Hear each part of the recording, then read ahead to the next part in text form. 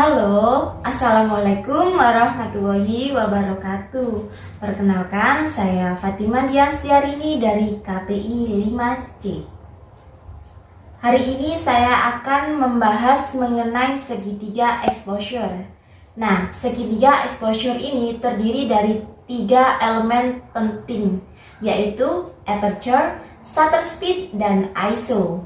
Di mana ketiga elemen ini fungsinya mengatur cahaya yang masuk ke sensor kamera untuk melakukan perekaman sebuah gambar.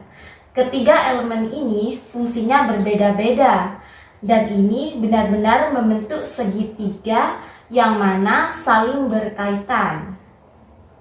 Nah, pertama kita akan bahas aperture.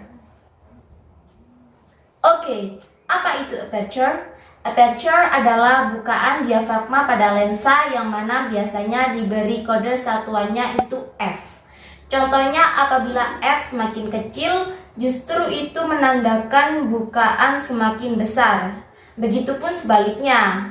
Dan apa efek yang terjadi apabila diafragma semakin besar atau semakin kecil? Yang terjadi adalah depth of field-nya semakin tipis atau bisa disebut bokeh, di mana objek dan background itu menjadi terpisah kayak bokeh. Apabila bukaannya semakin tipis, maka semakin detail objek yang ada di frame. Dan yang kedua, shutter speed. Shutter speed ini bisa untuk membuat efek motion blur, bisa juga untuk memberi detail yang sangat baik. Misalnya, kalau kalian pengen mengambil gambar yang long exposure, itu jelas membutuhkan shutter yang sangat lambat. Tapi, kalau kalian ingin mengambil gambar yang sangat detail, misal orang balapan motor GP, itu jelas membutuhkan shutter speed yang sangat tinggi. Dan yang ketiga, ISO. ISO ini adalah tingkat sensitivitas sensor terhadap cahaya. Jadi, semakin tinggi ISO, maka semakin sensitif si sensor.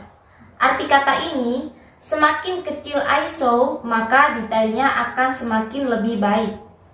Gambaran akan semakin lebih tajam. Kalau ISO-nya semakin besar, maka ketajaman gambar akan berkurang dan akan timbul noise. Itu tadi penjelasan dari saya. Apabila ada kurang lebihnya, saya mohon maaf sebesar-besarnya.